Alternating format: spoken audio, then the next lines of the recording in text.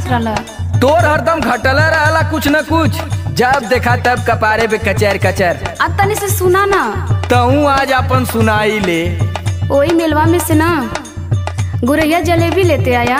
अरे गुरैया जिलेबी लेबी न देवी, गुरैया जिलेबी। अभी ये कुल कहबा हम जानत रहनी, लेकिन तब वो मन कैला कह देनी। सुना सुनावा। गुरही जलेबिया बिचाए पिया मेलावा में। ऐसा न कि एडीआर से और संदीप राज से मंगवा ले, ठीक है ना, हमारे टाइम ना।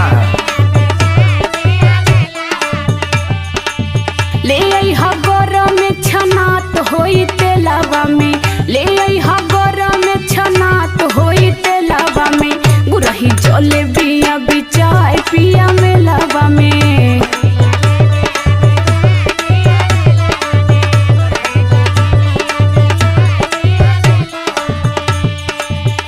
जब देखा तब तोरे लारे चुअला, पेट ही नहीं कारे। चुअता पानी लरी कोर भैलू धनिया।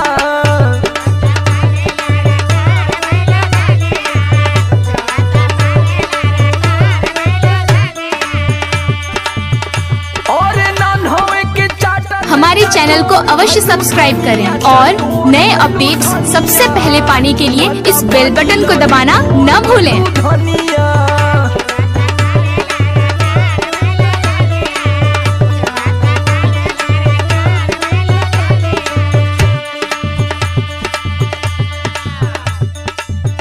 सुना, सुनावा। हम बस अपने खातिर थोड़ो मांगतानी कि इतना बहुत तेज फुदकत बड़ा। तब क्या करे खातिर मांगत तू? हम सबके खातिर न कहतारी, कुछ न कुछ सबके बदे न कहतारी, बस हमरे सुनाता। सबका ठिका ले ले तू। अरे काहे न, परिवार चलाओ के बाद तो ठिका लेवे के पड़ी न। सुना सुनावा।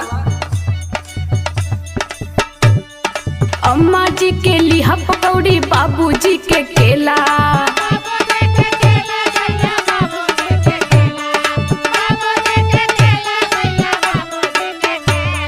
देवर जी के छेना बर्फी, ननदो जी के पेड़ा। अरे तो सबका टीका मैं ले लेगा, जाके हैप्पी से और विक्की यादव से पूछा। जब बचौले रही हा भीड़िया के रेलावा में, भीड़िया के रेलावा में। गुरही जलेबिया बिचाए पिया मेलावा में।